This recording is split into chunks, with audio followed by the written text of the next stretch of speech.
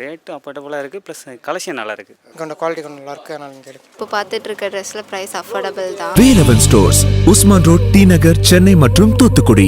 எல்லாருக்கும் வணக்கம். அஞ்சான் 2014 ரிலீஸ் பண்ணோம். இப்போ மறுபடியும் ரீஎடிட் பண்ணி நாளை மறுநாள் ரிலீஸ் ஆக போகுது. உங்களுடைய அன்பும் சப்போர்ட்டும் எப்பயும் எங்களுக்கு இருக்குன்னு எங்களுக்கு தெரியும். நீங்கள் கொஞ்சம் நேரத்தில் படத்தை ஸ்டார்ட் பண்ணி நீங்கள் படம் பாருங்கள். நான் பேசுகிறத விட உங்கள்கிட்ட கொஸ்டின்ஸ் இருந்துச்சுன்னா அதுக்கு பதில் சொல்லிவிட்டு நம்ம ஷோ ஸ்டார்ட் பண்ணலான்னு இருக்கேன். ப்ளீஸ்.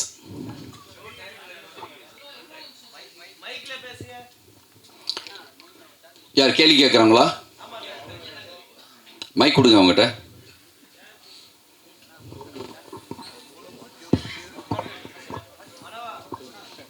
சார் வணக்கம் சார். வணக்கம். வாழ்த்துக்கள். நன்றி. கவிதா கவிதா அவள் ஒண்டி தான் தெரியுமா? எல்லா பெண் வாய்ஸும் கவிதா மாதிரி தான் இருக்கு. அனுபவமா மேடம் தான் பேசுகிறேன் சார். ரீஎடிட்னா என்ன பண்ணியிருக்கீங்க, எப்படி மாற்றிருக்கீங்க கொஞ்சம் அவங்கள்ட்ட கொடுங்க. சார் இல்லை கவிதா தான் உங்கள் கேள்வி கேட்கணும்னு அதுக்காக கொடுத்தேன். வந்து எடிட் எவ்வளோ பண்ணியிருக்கேன் சார்? ரீஎடிட்னா எவ்வளோ நிமிஷம் பண்ணியிருக்கேன் அண்ட் வை? ஒரு 2 hours 36 minutes இருந்துச்சு. அதில் ஒரு 36 நிமிஷம் குறைச்சிருக்கு. 2 மணி நேரம் படம். இப்போது ஒரு படத்துடைய லென்த்து குறைச்சிட்டா மட்டுமே ஒரு படம் எப்பயுமே நல்லா வந்துடாது. நம்மளுடைய நோக்கமும் லென்த்து குறைக்கிறது மட்டும் இல்லை. நீங்கள் படம் பார்த்தா தெரியும், ஃபஸ்ட் வெர்ஷனுக்கும் இப்போக்கும் ஒரு சின்ன சேஞ்ச் பண்ணியிருக்கோம். அது நீங்கள் பார்ப்பீங்க லைட்டாக. இப்போ சூர்யா இல்லை, சூர்யா மட்டும்தான் இருக்கார் சார். படம் ரீரிலீஸ் சூர்யா சார் சம்மந்தம்லாம் என்ன சொன்னாங்க, அவங்கள்ட்ட பேசுனீங்களா? சிவகுமார் சார் அப்புறம் அம்மா எல்லாம் வந்து படம் பார்த்தாங்க. அவர் வந்து ஊட்டியில் இருக்காங்க சாரு. இன்னும் வந்து ஒரு படம் பார்க்கல. நான் கேட்டிருக்கேன் நாளைக்கு ஏதோ டயத்தில் பார்க்கலாமான்னு சொல்லி. சந்தர்ப்பம் அமைஞ்சால் நாளைக்கு இல்லை ரிலீஸுக்கு பிறகு பார்ப்பாங்க.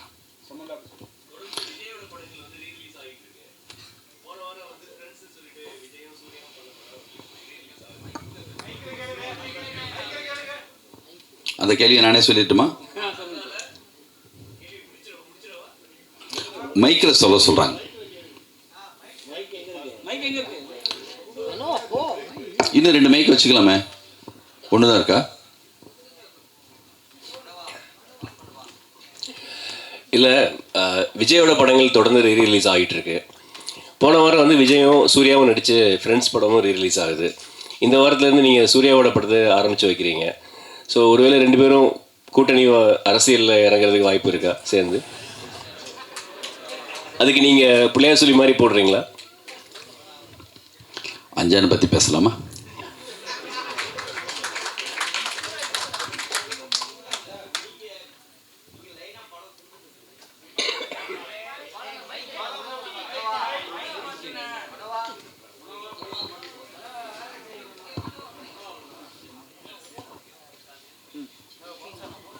சார், நீங்களே பல படங்கள் கொடுத்துருக்கீங்க, ஹிட்டும் கொடுத்துருக்கீங்க. ஏன் இவ்வளோ கேப்பு? ஏன் இந்த படத்தை ரீரிலீஸ்க்கு வரணும்? அடுத்த புதுசாக நீங்களே இறங்கலாமே சூர்யா வச்சு. நம்ம கேப்புனா வாரியர் இப்போ தான் பண்ணோம், தெலுங்கில் பண்ணோம், தமிழில் டப் பண்ணோம். அடுத்து வந்து மகாபாரதம் பண்ணுறதுக்கான ஒரு சின்னதாக பெரிய ஒர்க்கில் இருந்தோம். அது கரெக்டாக ஆர்டிஸ்ட்டு பட்ஜெட் ரொம்ப பெருசு. 2 வருஷமாக அந்த ஒர்க்கில் இருந்தோம். அது ரொம்ப நாள் போயிட்டே இருக்குன்னு சொல்லிட்டு தான் டப்புன்னு வேறு ஒரு படம் இப்போ ஸ்டார்ட் பண்ண போகிறேன். பிப்ரவரிலேருந்து ஷூட்டிங்கு. வித்யாசாகர் பையன்தான் ஹீரோவாக பண்ணுறாங்க. அது பிப்ரவரிலேருந்து ஷூட்டிங். உங்கள் பொண்ணு ஹீரோ வருமா? ஹீரோயின்? ஏன் அதை கேட்குறீங்க? உங்கள் பொண்ணு வாய்ஸ் பயங்கரமாக இருக்குது, டப்பிங் பண்ணுறாங்க. டப்பிங் பேசிகிட்டு இருக்காங்க. அவங்க விருப்பம் இருந்துச்சுன்னா எல்லா உரிமையும் உண்டு அவங்களுக்கு.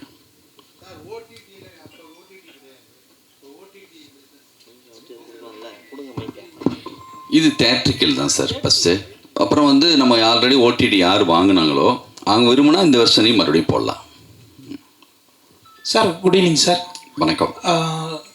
ஆனந்தம், ரன் இந்த மாதிரிலாம் வந்து ஒரு சொசைட்டிக்கு ஏதோ ஒரு யூஸ்ஃபுல்லாக ஒரு ஸ்டோரி வருது சார். சூர்யா சார் இந்த படங்களுக்கு அப்புறமே வந்து வக்கீல் ரோலு, போலீஸ் ரோலு, இப்போ ப்ரெசண்ட்டாக இப்போ வக்கீல் ரோலாம் நடிச்சிட்ருக்கார் சார். இது வந்து ஒரு கேங்ஸ்டர் படத்தை இவ்வளோ வருஷம் கழிச்சு ரீரிலீஸ் பண்ணுறீங்களே சார், நீங்கள் வேறு மாதிரி ஒரு ஸ்டோரி எடுத்து பண்ணணும்னு திங்கிங் இருந்துச்சு சார். கேங்ஸ்டர் படத்தை ரிலீஸ் பண்ணுறதுக்கு அவர் என்ன சொன்னார் சார்? சினிமாவில் ஒரு பெப்பியான ஒரு மூடான ஒரு நான் விரும்புகிற மாதிரியான ஒரு ஜாலியான ஒரு கேங்ஸ்டர்ஸ் படம். நான் படம் பார்த்துட்டு வந்துட்டு தேட்டரில் உட்காந்து படம் பார்த்தப்போ என்ன மாதிரி ஸ்டைலாக ஃபிலிம் படம்னு சொல்லி ஒரு ஆசையில் பண்ணுற மாதிரி எனக்கு வந்து அந்த மாதிரி கதை தோணுதில்லை. தோணுனா எப்போயாவது நம்ம பண்ணுவோம். இது ரீஎடிட் பண்ணுறதுக்கு காரணமே என்னென்னா, உங்களுக்கு தெரியும் 11 வருஷத்துக்கு முன்னாடி இந்த படம் வந்து முதல் முறையாக அதிகமாக ட்ரோல் செய்யப்பட்ட ஒரு படம். முத சிக்கினது நம்ம தான். ஓகேவா? இப்போது உண்மையாக ரசித்த ஒரு சிலர் இருக்காங்களா, எப்போ பார்த்தாலும் இந்த 11 வருஷத்தில் எங்கேயாவது என்னை மீட் பண்ணும்போது, ஏன் சார் அந்த படத்தை இந்த மாதிரி திட்டினாங்க, எனக்கு பிடிக்கும் சார், எனக்கு பிடிக்கும்னே தனித்தனியாக நிறைய பேர் சொல்லியிருக்காங்க. அது மாதிரி சின்ன பையன் இருந்தான்னா, சார் இவன் 5 தடவை பார்த்துருக்கான் சார், என் பையன் உங்கள் படத்தை ஸ்டிக்கை வாயில் வச்சுட்டு இப்படி எடுப்பான் சார், டேய் சொன்னாக்கல்டா குத்திக்க போராட்டான்னு சொல்லுவேன் சார். நானே இந்த படம் யோசித்தப்போ, நான் சின்ன வயசாக இருந்தப்போ ஒரு படம் பார்த்தா என்ன மனநிலைக்கு பார்ப்பனோ அந்த மனநிலைக்கு தான் படம் பண்ணது. இது உலகமாக கதை அப்படி புரட்டி போட்ட மாதிரி படம் நினச்சிட்டுலாம் பண்ணல, ஒரு படம் அவ்வளோதான். ஆனால் சூர்யா ஃபேன்ஸுக்கு நேற்று அவங்களோட மீட் பண்ணேன். நான் என்னென்னலாம் நினச்சி பண்ணணும் அது எல்லாமே அவங்களுக்கு கனெக்ட் ஆகியிருந்திருக்கு. ஒரு ஹீரோவாக அவர் எப்படிலாம் வரணும்னு ஆசைப்பட்டாங்களோ அது இருந்திருக்கு. ரியலாக எனக்கு பிடிச்சது சார் சொன்னாங்க அவங்க, அந்த குட்டி பசங்க 11 வருஷம் கழிச்சு அவங்க உண்மையாக ரியலாக ரசித்த சூர்யா ஃபேன்ஸு இவங்களுக்கெல்லாம் தான் இந்த படம். எங்கள் திருப்திக்காகவும் அந்த காலகட்டத்தில் திருப்பதி பிரதர்ஸில் போஸ் மாதிரி ஒரு ப்ரொடியூசர் இல்லைன்னா இவ்வளோ பெரிய பட்ஜெட்டாக அப்போ படம் பண்ணியிருக்க முடியாது. மிகப்பெரிய பட்ஜெட் அப்போ சூர்யா சாருக்கு. பாம்பேயில் மட்டுமே 120 நாள் ஷூட்டிங், கோவா பாம்பேலாம் சேர்த்து. அப்படி ஒத்துக்கிட்டு கண்டினியூவாக அப்போ திருப்பதி பிரதர்ஸ் உங்களுக்கு தெரியும், சின்ன படம் பெரிய படம்னு சொல்லி கோலி சோடா, மஞ்சப்பை, வழக்கியன், சதுரங்க வேட்டை, கும்கி, கண்டினியூவாக. அதே காலகட்டத்தில் வந்து ரஜினி முருகன், எத்தனை படம், வேட்டை, அப்படி இருந்த ஒரு கம்பெனி ஒரு தொடர் வெற்றி கூட என்னென்னா ஒரு விதமான ஒரு கோபம், ஒரு வெறுப்பு, ஒரு பொறாமை, இது எல்லாத்தையும் கூட ஏற்படுத்தும். அதையும் தாண்டி நம்ம மேலே வந்து பேரன்போடு இருக்கிற ஒரு சிலர் இருக்காங்க. நம்மளுடைய அன்பு, எனர்ஜி, உழைப்பு இதெல்லாம் வச்சு அதெல்லாம் நம்ம முறியடிக்கிறதுக்கான ஒரு ஒர்க்கு தான் நம்ம பண்ணிகிட்டே போகணும். நான் நம்மளை அப்படி அடித்தவங்க இப்போ தயவுதாட்சியமே இல்லாமல் எல்லாருமேலே அது இருக்குது. உன்னை விட நான் எவ்வளோ பெரிய கெட்ட வார்த்தை பயன்படுத்துகிற ரேஞ்சுக்கு ஆகிட்டாங்க. எனக்கு பயமே இல்லை. இப்போது என்ன தெரியுமா, 11 வருஷத்துக்கு முன்னாடி இதை விட பெரிய கெட்ட வார்த்தை என்ன புதுசாக பயன்படுத்த போவதில்லை. இப்போ சிலர் வந்து போகிறாங்க, டே நீ மறுபடியும் தோக்குறதுக்கு இன்னொரு தடவை ரிலீஸ் பண்ணுறியான்னு. இது வெற்றி தோல்விக்காகவே நான் யோசிச்சு வரல. நாங்கள் விரும்பினோம், நாங்கள் ரொம்ப பிடிச்சி தான் இந்த படத்தை எடுத்தோம். ஒரு படம் நம்ம நினச்ச மாதிரியே 2 மாதிரி மாறலாம், ஆனந்த மாதிரி ஆகலாம், சண்டைக்கோழி மாதிரி ஆகலாம், நம்ம கையில் இல்லை. ஒரு வேலை செய்கிறோம், அது எவ்வளோக்கு போகுதுங்கிறது ஆடியன்ஸ்கிட்ட வந்த பிறகு தான் தெரியும். நீங்கள்லாம் சொன்ன குறைகள், ஆடியன்ஸுக்கிட்டேருந்து வந்த ஃபீட்பேக் எல்லாம் வச்சு ஒரு எடிட் பண்ணியிருக்கேன். ஒரு டைம் பத்தலை, அந்த நேரத்தில் டேட் போட்டாச்சு ஆகஸ்ட் 15ன்னு யூடிவி ஒரு அக்ரிமெண்ட்டு போட்டு இந்த இதில் ரிலீஸ் பண்ணணுன்னு. ஃபஸ்ட் ஹாஃப் செகண்ட் ஹாஃப் சேர்ந்து பார்க்க கூட நேரம் இல்லாமல் இருந்துச்சு. எனக்கு பிடிச்ச மாதிரியான எல்லா நண்பர்களும் இந்த படத்தை போட்டு காட்டினேன். தொடர் வெட்டியில் இருக்கப்ப பிரச்சனை என்னென்னா, இவருக்கு தெரியாததா, இவரே இத்தனை ஹிட்டு கொடுக்குறாரு, அப்படி பேசாமல் போயிடுவாங்க. இது ஒரு மாயான உலகம்.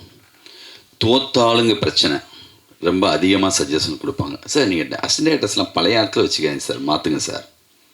இதுவே ஜெயிச்சா அவர் எக்ஸ்பீரியன்ஸான ஆளுங்களாம் வச்சுருக்காங்க சார், அவர் வேறு மாதிரி சார் அப்படிம்பாங்க.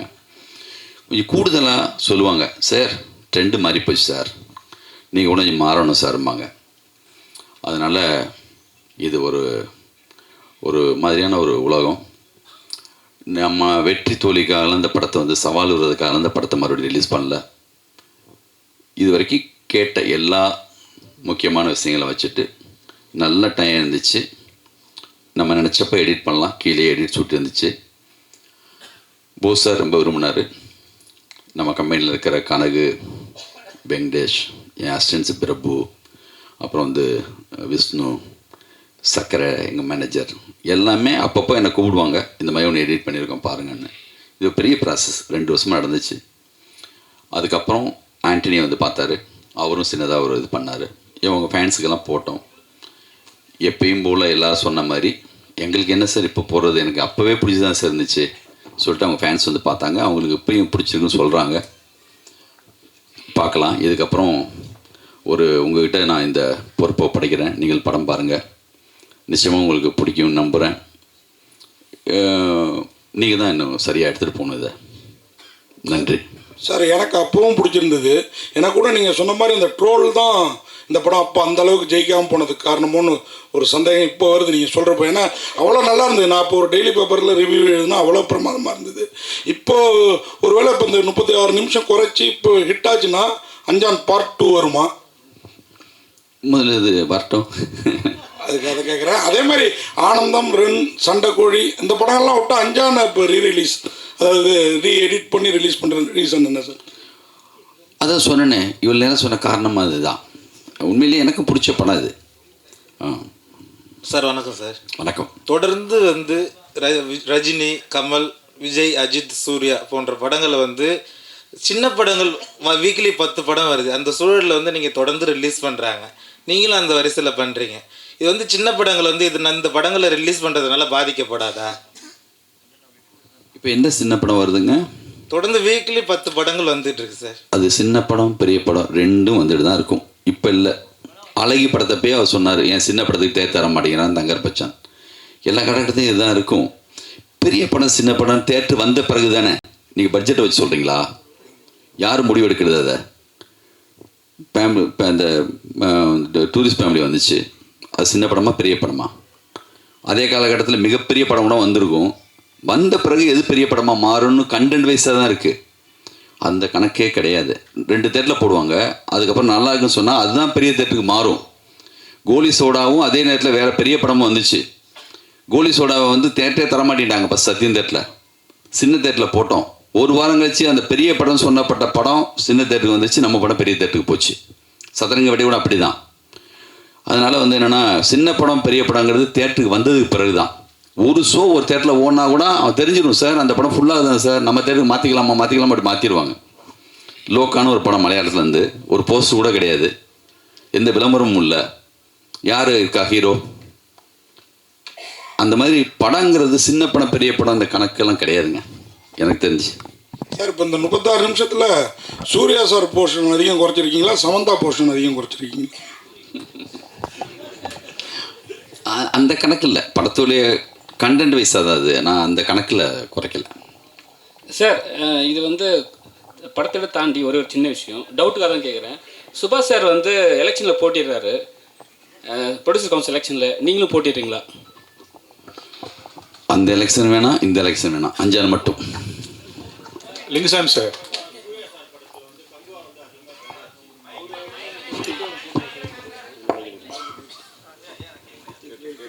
அஞ்சானுக்கு பிறகு வந்து கங்குவா தான் அதிகமாக ட்ரால் ஆச்சு சார். அதனால சூர்யா சாரை வந்து டார்கெட் பண்ணி ஒரு குரூப் இருக்கு அப்படின்னு. அப்படி எனக்கு பர்டிகுலராக சொல்ல தெரியல. ஒரு மிக சரியான படம் வந்தால் நான் பர்சனலாக சொல்கிறேன், நான் இந்த படம் இல்லாமல் டார்கெட் பண்ணி ட்ரோல் பண்ண படமாக அந்த நேரத்தில் ரன்னு வந்துருந்துச்சுன்னா, சண்டைக்கோழி வந்துருந்துச்சுன்னா, இவங்க என்ன பண்ணாலும் படத்தை நிறுத்தியிருக்க முடியுமா? ஜனங்க பார்த்துட்டே தான் இருந்திருப்பாங்க. நம்மளும் சின்னதாக மிஸ்டேக் பண்ணியிருக்கோம், நான் அதை 100% ஒத்துக்கிறேன். அவ்வளோ 100% மிக சரியான படத்தை நான் பண்ணிவிட்டு அதை வந்து எல்லாருமே திட்டாங்க, அப்படி பழி போட நான் விரும்பலை. நம்ம செயலையும் மிஸ்டேக் இருக்குது.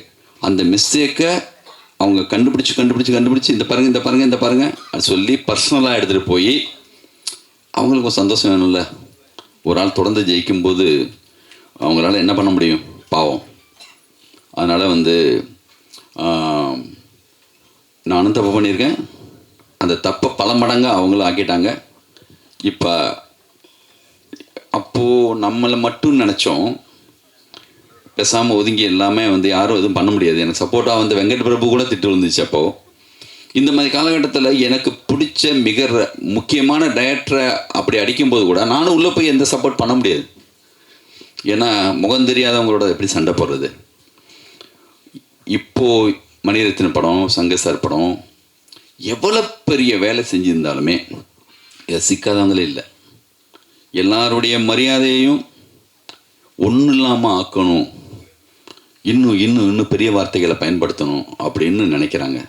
இந்த நெகட்டிவிட்டி வந்து தயவு செஞ்சு சினிமா இருந்தால் தான் நம்ம எல்லோரும் இருக்க முடியும். ஒரு எஸ்பிலிம்ஸ் சங்கர் சார் இருக்கும்போது அவ்வளோ நியூ டேரக்டர்ஸ் இன்ட்ரடியூஸ் பண்ணார். திருப்பதி பேஸ் இருந்தால் தான் ஒரு கோலி சோடா, வழக்கேன்ஸ் அந்த மாதிரி படங்கள் வரும். மெட்ராஸ் ஆக்ஸ் இருந்தால் அவர் கொஞ்சம் படங்கள் பண்ணுவார். நல்ல சரியான மனநிலையில் இருக்கிற, சரியாக சினிமாவை நேசிக்கிற அவங்க இங்கே இருக்கணும் கண்டிப்பாக. எல்லா படமும் நல்ல படம்னு உலகம் மொத்தம் எந்த டேரக்டருமே எடுத்ததில்லை. நம்ம ஒரு ட்ரை பண்ணுறோம், ஒரு முயற்சி எடுக்கிறோம். நல்ல படம் எடுக்கக்கூடாதுன்னு நினச்சி யாரும் எடுப்போமா? இந்த வேலையை மட்டும் ஸ்கிரிப்டு சொல்லாமல் காசுக்காகவோ பணத்துக்காகவோ ஒரு நிமிஷம் கூட, ஒரு ஷாட் கூட யாராலையும் எடுக்கவே முடியாதுங்க. நாங்களே ஏமாந்துடுறோங்க. உங்களை ஏமாத்துறதுக்காக படம் எடுக்கிறது இல்லை. ஒரு டயத்துக்கு பிறகு எனக்கே படம் போட்டு பார்க்கும்போது தெரியும். அதனால் வந்து என்னென்னா நம்ம கையில் அது இல்லை. அது ஒரு மேஜிக். அது அமைஞ்சு அப்படியெல்லாம் வரணும். அப்படி வர்ற படங்கள் வந்து 100% போயிடுது. இந்த மாதிரி சில படங்கள் வந்து அப்படி ஆகுது.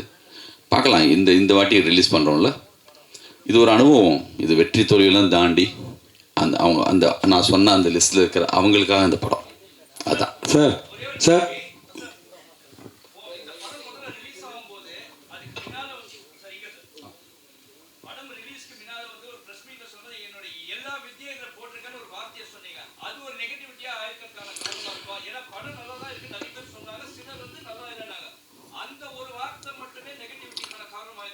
ஒரு வார்த்தையில் ஒரு படத்தையெல்லாம் காலி பண்ண முடியுமா என்ன?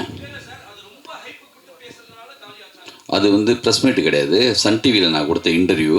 அது இந்த படத்துக்காகவே கொடுக்கல. இந்த படம் தொடங்கிறதுக்கு முன்னாடி எந்த கதைன்னே முடிவாகலை. அப்போது ஒரு பேட்டியில் சொன்ன ஒரு வார்த்தை, அதை எடுத்து பயன்படுத்திக்கிட்டாங்க. அதை எடுத்து அவங்க வந்து யூஸ் பண்ணாங்க, அவ்வளோதான். மற்றபடி வந்து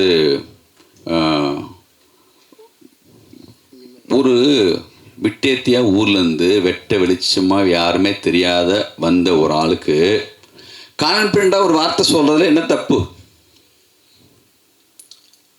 உங்கள் பாயிண்ட் ஆஃப் வியூ ஓவர் கான்ஃபிடண்ட்டாக இருக்கலாம். எனக்கு கான்ஃபிடென்ட்டுங்க. நான் சொல்லுவேன், பேசுவேன்.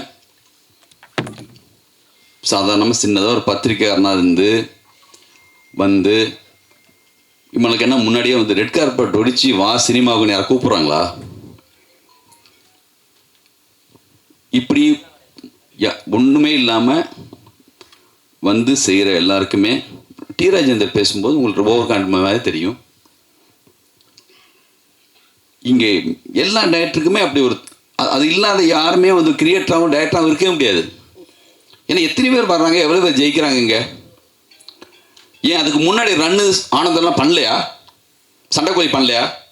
சண்டைக்கோழின்னு சாதாரண ஒரு ஹீரோ வச்சு அவ்வளோ பெரிய கிட்டு கொடுக்கலையா? அது இல்லை. நம்ம பேசுகிற அந்த சொல் வந்து அந்த நேரத்துக்கு வந்து அப்படி வந்து வேறையாக பயன்படுத்தப்பட்டுச்சு. பண்ணவன் யாருன்னு தெரியும், பண்ண சொன்னது யாருன்னு தெரியும்.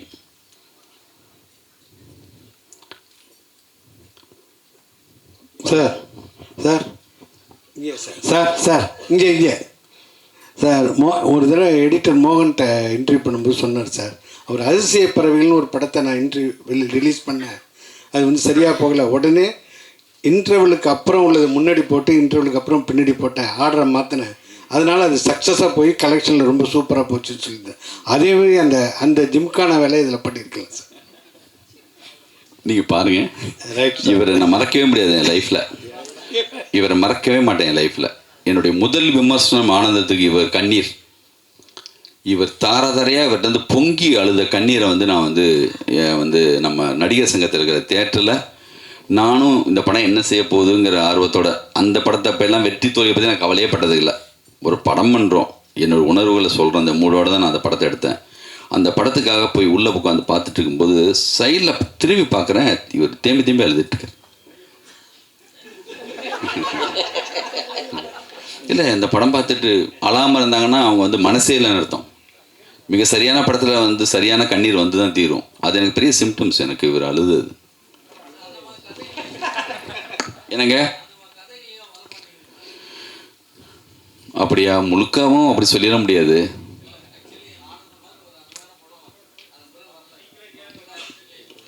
என் டைரக்ஷனில் வரல, அதை சொல்லுங்க, ஒத்துக்கிறேன், பண்ணுவோம், பார்ப்போம். லிங்குசாமி சார், ரீரிலீஸ் எல்லாமே போடுவாங்க. நீங்கள் இப்போ சமீபமாக எடிட்டிங் ஏதாவது கற்றுட்ருக்கீங்களா? ஏன்னா எடிட்னு சொல்லி ஒரு ஸ்டார்லாம் கொடுத்துருக்கீங்க பேனர்லேயே. எடிட்டு நான் வந்து நம்ம வந்துங்க நம்மளுக்கு நம்மளே எல்லா வேலையும், நான் என்ன கேமராமேனா, நான் என்ன வந்து லிரிக் ரைட்டரா, நான் என்ன மியூசிக் ரைட்டரா, நான் என்ன எடிட்டரா, எல்லாமே கொஞ்சம் கொஞ்சம் தெரிஞ்சவன் தான் டைரக்டர். நம்ம கூட இருக்கிற எடிட்டர்ஸ் வச்சு தான் பண்ணியிருக்கோம். இந்த ரீஎடிட்டர்னு வார்த்தை ஏன் போடுறோன்னா, அது இதில் நடந்திருக்கு. நீங்கள் படம் பார்ப்பீங்க, பார்த்தது பிறகு அதை பற்றி நீங்கள் எழுதுவீங்க, பாருங்கள். லிங்குசாமி சார் எல்லாரும் என்ன சொல்கிறாங்கன்னா, லிங்குசாமி சார் வந்து பெரிய கிரியேட்டரு. ஆனந்தம் படம் அவ்வளோ பெரிய ஹிட்டு, ரன் அவ்வளோ பெரிய ஹிட்டு, அவ்வளோ பெரிய படைப்பாளி இருந்தார். அவர் தயாரிப்பாளர் ஆனனால தான் அவருடைய அந்த உழைப்பு, அவருடைய இதெல்லாம் வந்து வேறு இதுக்கு போயிட்டு நிறைய ப்ரெஷர்னால வந்து அவருடைய கிரியேட்டிவிட்டி மாறிட்டு அப்படிங்காங்க. நீங்கள் தயாரிப்பாளர் ஆனதுக்காக ஃபீல் பண்ணுவீங்களா? அது உங்கள் வாழ்க்கையில் சினிமா வகையில் பாதிப்பு ஏற்படுத்துதா? என்னமோ டைரக்டராக இருந்து நான் மட்டுமே ப்ரொடியூசரான மாதிரி கேட்குறீங்க. ஏவிஎம் ஏபசிட்டியாரே ஃபஸ்ட்டு டைரக்டர், அப்புறம் தான் ப்ரொடியூசர். நம்ம இவர் வந்து Sridhar sir, Balachander sir, Kavithalaya, Mani Ratnam sir, Madras Talkies, India மொத்தமும் உலகம் மொத்தமும் நல்ல படம் எடுக்கிற, சினிமாவை நேசிக்கிற, ரெண்டு வெவ்வேறு இல்லை, ரெண்டு ஒன்று தான். தம்பி உடையான் படைக்கு அஞ்சான். இன்றைக்கி அஞ்சான் அன்னைக்கு சொல்லணுன்னா போஸ் பற்றி தான் சொல்லணும். அவர் இருக்கார் பக்கத்துலேயே, எல்லாத்தையும் அவர் பார்த்துக்கிறாரு. அதனால் வந்து எனக்கு எந்த சிரமம் அவர் கொடுக்கறதில்ல. என்னுடைய எந்த திங்கிங்கும் அவர் தடை போடுறது கிடையாது. அவர் இருக்கிறதுனால பண்ணுறோம்.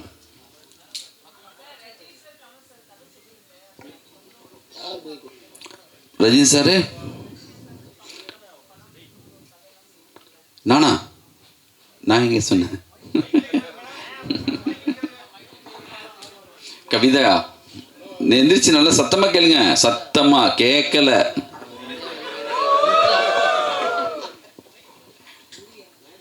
பேசுங்க. சரி, படம் போடணும், இதோட கடைசியாக வச்சுக்கலாமா கொஸ்டின் ப்ளீஸ்? சார், நீங்கள் வந்து ரஜினி சாருக்கும் கமல் சாருக்கும் கதை சொல்ல போகிறதா ஒரு தகவல் இருந்துச்சு. அவங்கள வச்சு படம் பண்ண போகிறத பற்றி உங்களுடைய கருத்து என்ன? இப்போ வரக்கூடிய யங் டைரக்டர்ஸ் பார்க்கும்போது என்ன தோணுது உங்களுக்கு? அது யார் சொன்னது நான் அவங்க 2 பேருக்கு கதை சொல்ல போகிறேன்னு? ரஜினி சாரே சொன்னாரா? தேவாவே சொன்னார்? இல்லை, அப்படி கதை என்கிட்ட இருந்தால் கண்டிப்பாக நானும் போய் சொல்லுவேன். அதை பற்றி ஒன்றும் இல்லை. அப்படி ஸ்கிரிப்ட் என்கிட்ட இல்லை. புதுசாக வந்தவங்க நிறைய பேர் நல்லா பண்ணுறாங்க, அற்புதமாக போயிட்டுருக்கு. தேங்க்யூ. என்ன படங்க? அஜித்தோட ஜி படம் ரீ-ரிலீஸ் பண்ணுவீங்களான்னு கேட்குறாரு. அது யார் கேட்குறது? அது உங்களுக்கு பிடிச்ச படமா?